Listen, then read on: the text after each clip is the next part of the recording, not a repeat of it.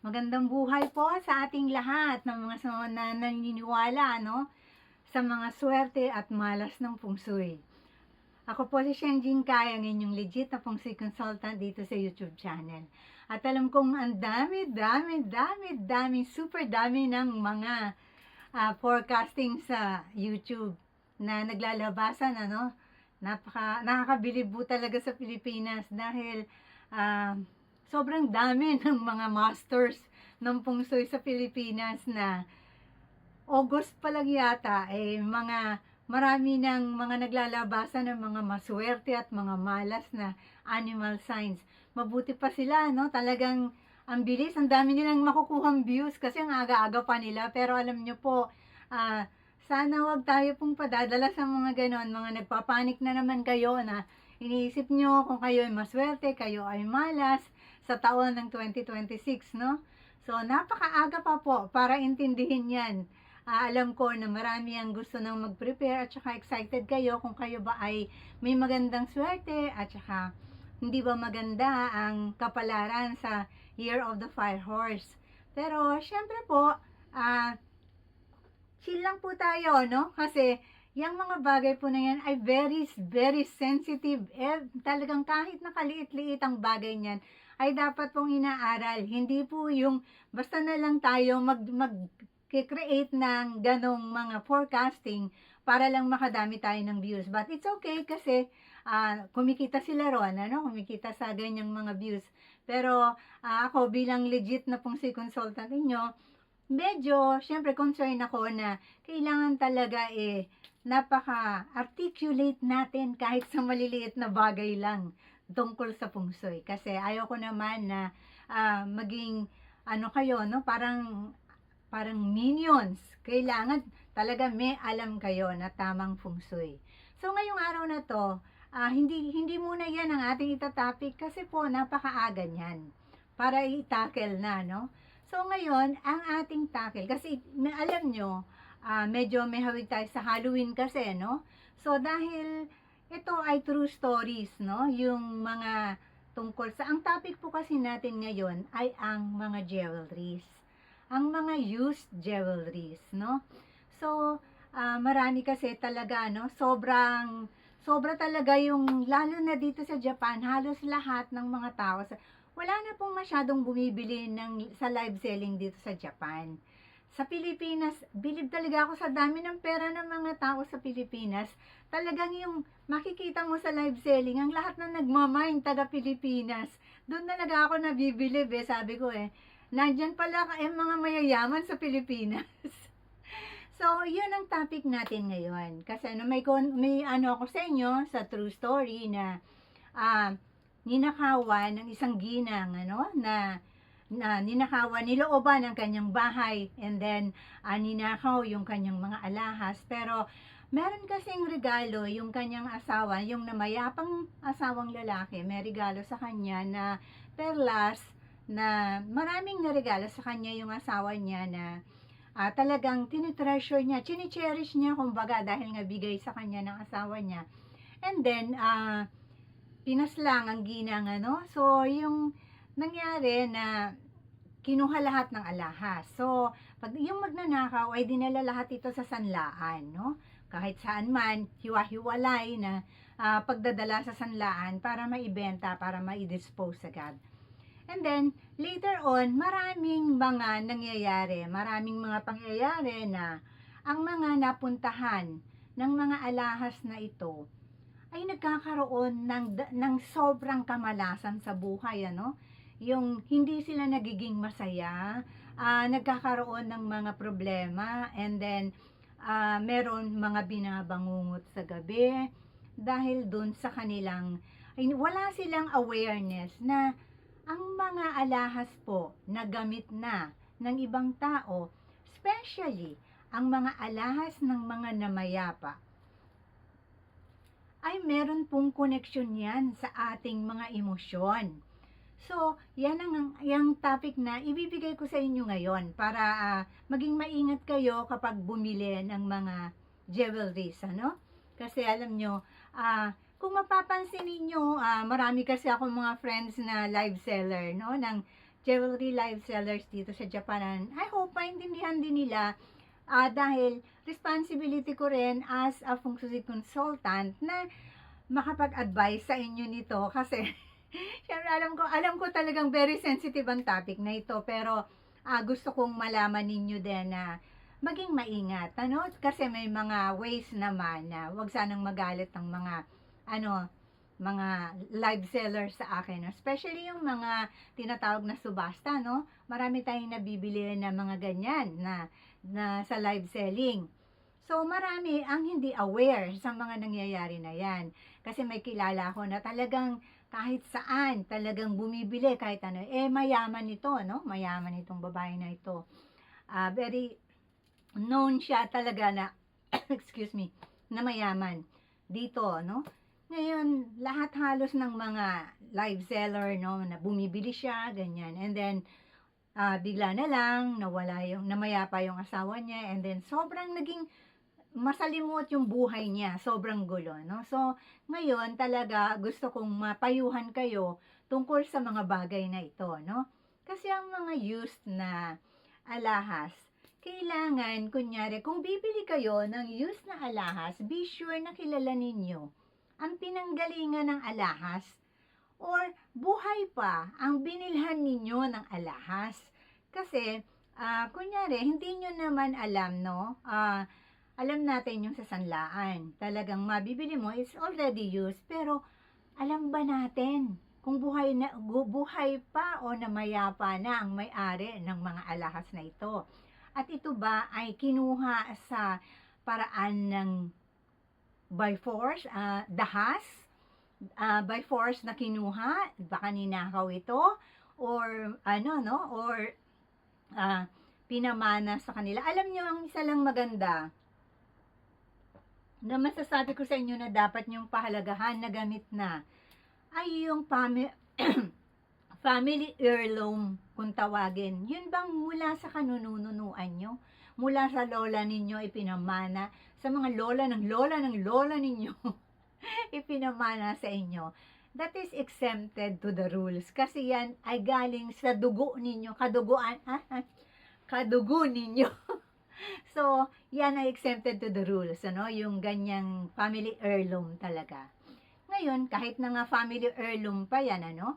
Even in modern age, ayaw po tumatanggap, hindi po tumatanggap ang mga kabataan ngayon na yung gagamitin nilang engagement ring ay yung galing sa mga lolo't lola pa, no? Although that is very treasured dahil nga family heirloom, yung mga ganon. Pero, ganun pa man, ay ginagawan ng paraan ng mga kabataan ngayon na hindi sila hindi nila gusto yung ginamit na ng iba. Even wedding gowns, 'di ba? Ayaw nila yung mga ganon sa mga kabataan ngayon. So, ngayon, no, kunyari, buhay pa yung nagbebenta sa inyo ng jewelries at alam nyo na hindi naman niya ninakaw, hindi niya binili ng ng used. Kumbaga, makikita naman ninyo ang sitwasyon, no? So, yan ngayon ang sinasabi ko sa inyo na pag-ingatan nyo kasi talagang ito ay magdadala sa inyo ng bad luck. Instead na mas okay na lang kung wala kayong jewelries kesa naman no? Kasi alam nyo talaga, ang tao naka-connect tayo sa material na bagay. So, kumbaga, kagaya kunyari nung ginang na napaslang, napatay, ano? Sobra siyang talagang, yung cherished possession niya, yung mga regalo sa kanya ng asawa niya. But then, yun nga, pinasukan sila ng masamang loob, and then ninakaw, and then dinala sa sanlaan, and then ang mga tao bumili sa sanlaan. Hindi po naman maiaalis yun, ano? Kahit naman po anong i-advise ko sa inyo, in the end, kayo naman po ang masusunod sa buhay nyo. But then, sa akin is, no, yung awareness natin. Kailangan medyo, meron ding nakakapagpayo sa inyo ng ganito. Kailangan ko tong malaman ninyo yung kailangan kong masabi sa inyo para malaman ninyo ang ang mga dapat ginagawa. Kasi yung mga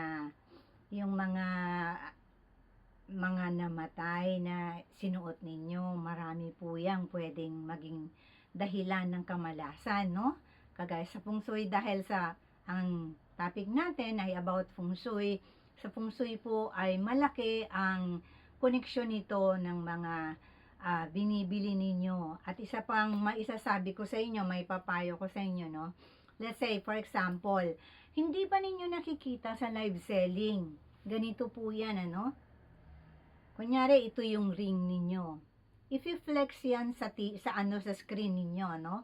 Sinuot na nung live seller, no? O, ito po siya, ang wow, ang ganda, 'di ba? Yung mga ganon, ano? Oh, yan. Ang mura lang po nito, ganon. So, lahat yan, inikot-ikot niya na sa sarili niya, yung mga bato ng diamonds, yung mga ano, ay kumbaga, lahat naka-negate na sa kanya yung energy nung singsing, ano? Yung hinahawakan niya na lahat, inikot niya na, display niya na sa kamay niya na ganyan, ano? So, yung ganon, kanino na ngayon nangyari? And then, hindi nabili. Let's say, hindi ngayon nabili, di ba? The next hour, another live seller ang magbebenta nito. So, eto na naman. Hawakan to the death na naman. Ikutan to the death na naman. Flex to the death na naman, ano? Lahat ng ano. So, sa isang araw, ilang live seller ang humawak sa singsing na yan. And finally, may bumili. Wow, congratulations sa'yo. Lahat ng energies ng mga tao, na yung mga emotions nila, lahat ng mga lucks, ay mga bad lucks nila or good lucks nila, hindi naman napupunta yung good lucks nila dyan, no? Sa dami ng humawak niyan. Kaya nga sabi ko sa inyo, kapag tayo ay nagbebenta ng mga ating mga amulets, ng ating mga feng shui items, no? Feng shui cures and protections, talagang sa akin lang po dumadaan yan at cleanse na po yan talaga. Hindi po yung, kunyari, pag sa tindahan, hahawakan po ito, ay, magkano po dito? O, tapos sasabihin sa inyo, ay, ang mahal naman. Kuripot pa, yung unang humahawak, lagot na. So, sumunod, may pumasok na naman, di ba? May dumaan na naman, ganun. Parang ganun lang yan, yung sistema niya. So, ngayon, sa ilang tao na yan na nagpasa-pasa lahat ng alahas na galing pa sa mga namayapa, eh ano pa nga ba? Good luck sa inyo. Talagang yun ang gusto kong ipaunawa sa lahat, ano, na yung mag-iisip din po tayo. Kaya alam nyo, dito sa mga jeweler shop, talaga, yung mga jeweler na mga ano, sa jewelry shop, makikita po ninyo, nakaguantes po yung mga, ano, mga tumitingin, ano? Tapos, ilalabas, hindi nila hahawakan. Ilalabas nila sa iyo yung ano, yung box, tapos ipapakita sa iyo, tatanungin ko anong size mo, pero lahat sila nakaguantes. Kasi hindi po yun pasa-pasa. Kumbaga, yung sa kanila is kapag interested, dito rin naman po kasi, no, kung sa mga, titingnan nyo rin po sa mga jewelry shop. So, talagang jewelry shop, hindi yung mga used. Makikita nyo na hindi sila yung hawak ng hawak. Kunyari, kung hindi tinuturo ng customer, hindi rin nila ano yun. Minsan may mapapansin pa kayo, no? Crucifix yung binibili ninyo 1 karat. 1 karat ang diamond ng crucifix nyo. Sayang, wala kasi akong sample. Hindi ako nakapag-prepare. Dudot-dutin ng dudot-dutin, no? Si Jesus Christ yun. Si Jesus yung dinuduro niya. Wow, ang ganda ng bato. Tingnan nyo po, 1 karat, ang kintab-kintab. Hindi ba nila naiisip na crucifix yun? So, yun ang sinasabi ko sa inyo, na maraming bad luck kayong, mapapasaba kayo sa bad luck dyan sa mga inaano ninyo, sa mga, gusto kong balaan kasi halos lahat talaga ng mga miners sa Pilipinas po. So, yung wala tayong awareness sa ganon, wala kasing nagtuturo ng ganito sa mga feng shui, no? Sa mga, yung mga master sa feng shui, ang sa kanila ay para kumita, no? Para kumita. Hindi sila yung, because sincere sila na makatulong dun sa, ano ba ito? Sa welfare nung bumibili. Sandali lang po yung heater ko.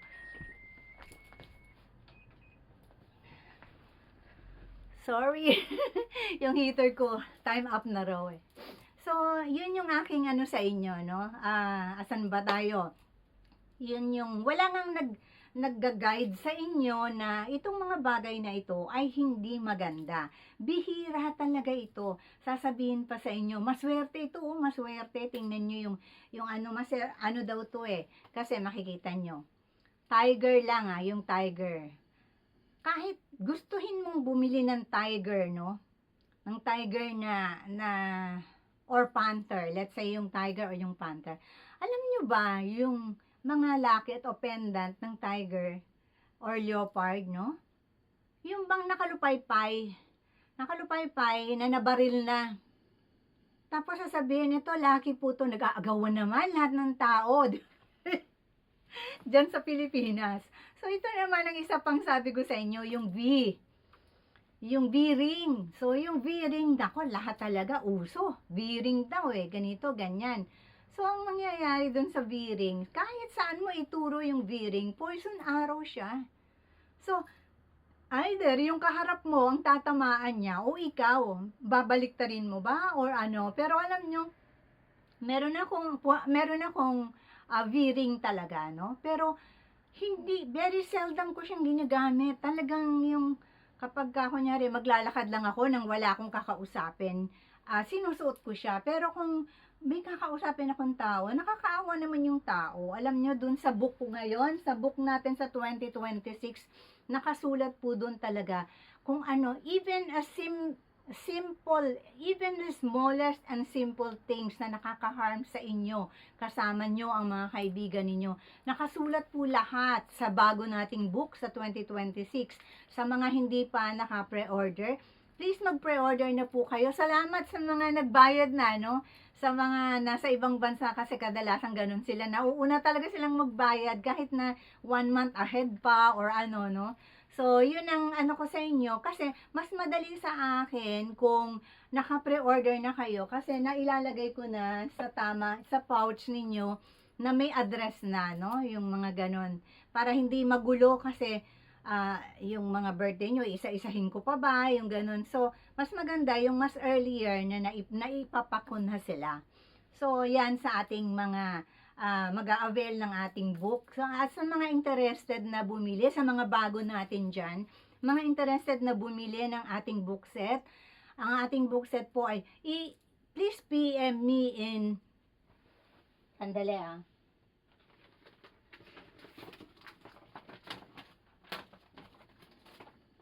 Hindi ko kasi alam kung paano, baliktad nyo ba nababasa?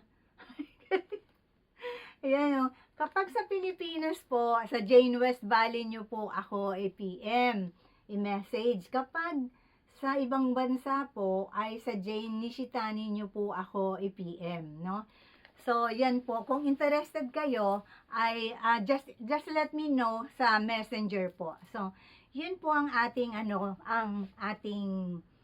doon po kayo makakapag-avail ng ating book set at saka kung ano man ang mga issues ninyo sa buhay na gusto nyong masolusyonan.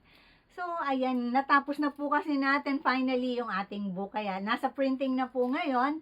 So, wait na lang po tayo ng konti. Kaya nga po, tulala mode muna sana ako. Kaya lang nag-video ako para sa inyo. Alam nyo, yun nga, yung walang nagtuturo sa inyo, walang nagbibigay ng malasakit sa inyo sa ganitong mga pagbili. Although alam natin, naghahanap buhay din lang yung ating mga kasamahan, no? Sa kanilang pagbebenta, sa kanilang ano. Pero sa akin din, bilang feng shui consultant nyo, ay yung aking malasakit din sa inyo. Kaya ko sinasabi ito sa inyo. Alam nyo, marami po akong kaibigan na live seller. Kaya talagang halos ayaw ko sanang gawin ito. Pero dahil nakikita ko na ganon, naaawa po ako sa mga tao na na kung sila yung tinatamaan ng malas na gano'n. Can you just imagine kung ilang kamay ang humahawak ng binibili ninyo?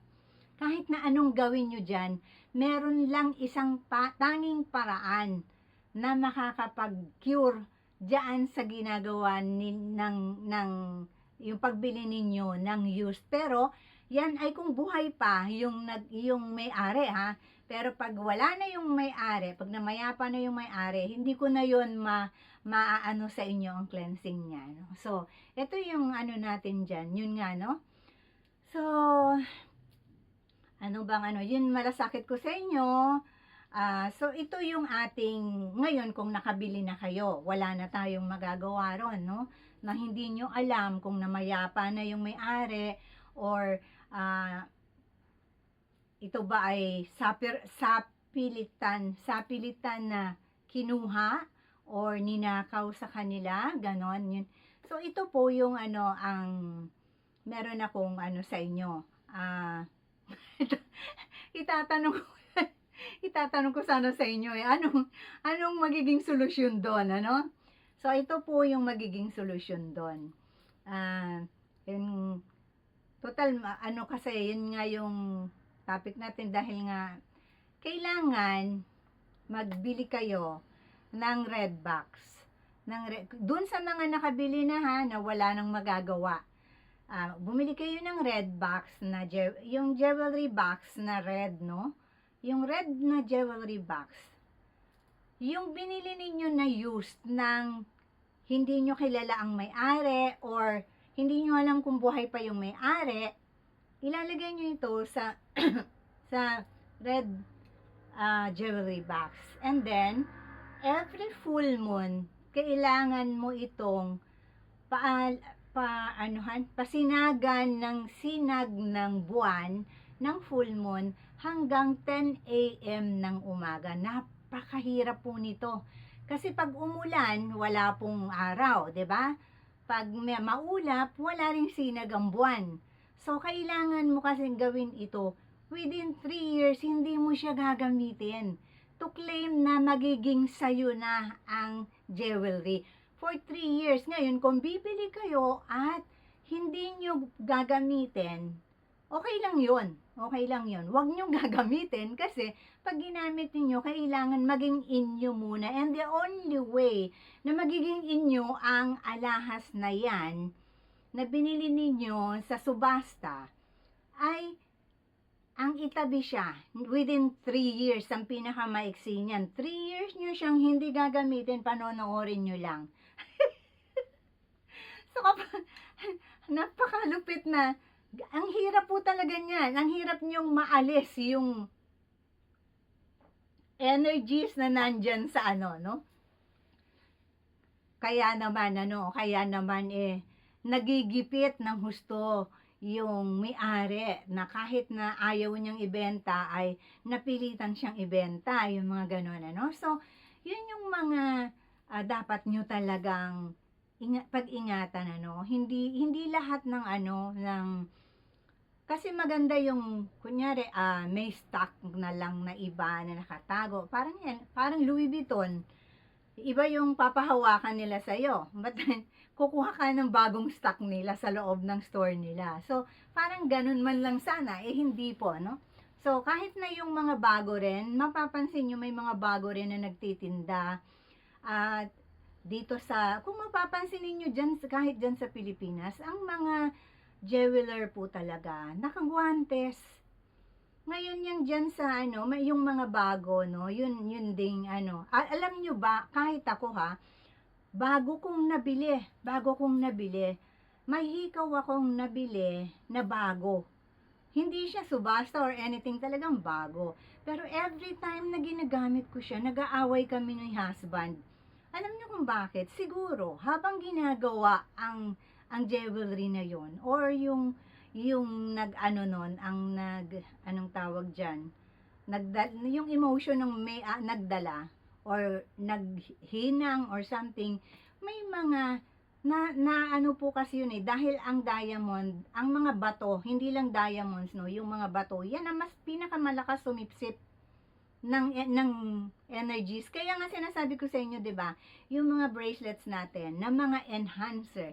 Kapag sinabi niyong enhancer, talagang yung magiging pampaswerte siya. So, ang mangyayari, ang tendency doon ay hindi niyo siya pwedeng dalhin sa hospital, hindi niyo pwedeng dalhin sa sementeryo, yung mga ganon. Ang nadadala niyo lang sa mga ganong lugar ay yung protection. There are two kinds, no? Ang enhancer at tsaka ang protection. So, yan, yung malasakit ko, kailangan ko tong sabihin sa inyo. Yun pa namang mga yun pa namang mga client kong live seller, bumibili rin sa akin ng mga books, no? Pero, okay lang kung hindi nila maiintindihan na this is also my care, no? Sa mga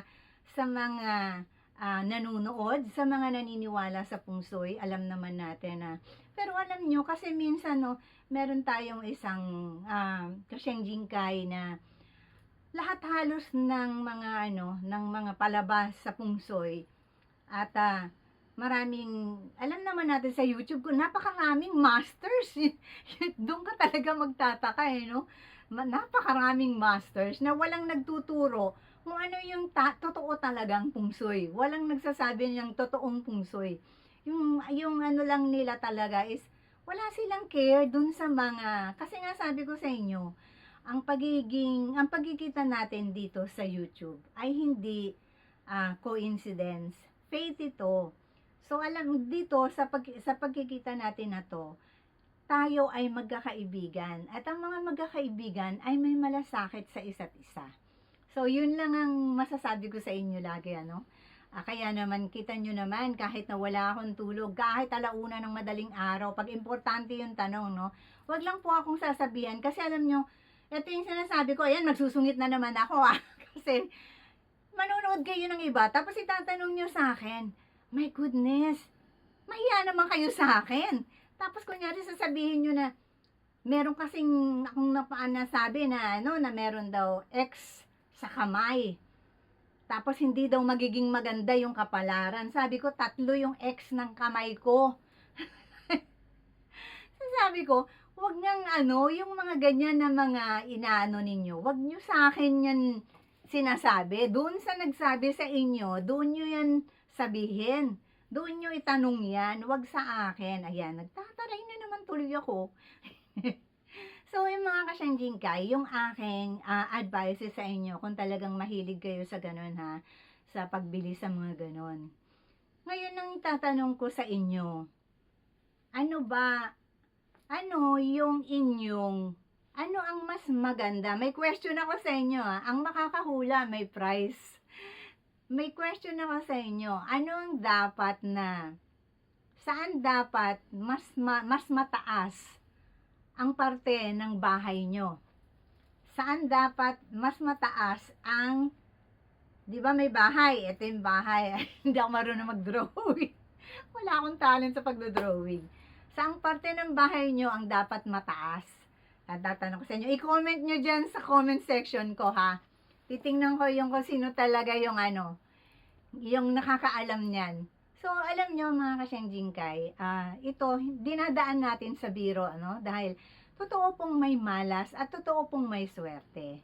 Ngayon, depende po sa atin yon. Posibleng ang malas sa paningin ng ibang tao, pero posibleng maswerte naman sa iba, Lalo na sa 2026. Marami talagang po tayo, maging aware tayo sa 2026. Punong-puno ng apoy ang 2026 habang wala tayong tubig sa patsi ng 2026. So, alam na natin. Ipapaliwanag ko sa inyo yan. Huwag kayong mag-alala. Ipapaliwanag ko yan sa inyo sa susunod na mga videos natin. Pero sa ngayon, my goodness, November pa lang, excited na February pa yung Chinese New Year natin. So, mga kasyang jingkay, ito yung mga tungkol sa mga alahas natin. Pahalagahan nyo yung mga singsing ng lola nyo, pahalagahan nyo yung mga gamit ng nanay nyo, yung mga pendant, yung mga locket, yung mga ganyan, pahalagahan nyo yan. That is family heirloom. Kasi, yun ay pag-alaala doon sa mga ninuno natin. Pero yung mga hindi natin kilalang mga tao na hindi mo alam kung buhay pa, hindi mo alam kung ninakaw ba yan, kailangan talaga ng matinding cleansing ng energy yung mga jewelries na yan. So, kagaya ng nasabi ko sa inyo, para maklaim nyo na inyo yan, hindi nyo yan gagamitin for 3 years. I-steady mo yan sa iyong jewelry box and every full moon, pasisinagan mo yan hanggang kinabukasan ng umaga, pasisinagan mo rin ng araw yan. So, kung may tiyaga ka ng ganyan, kung meron ka ng ganyan ngayon, kung bumili ka sa subasta, so gawin mo yan.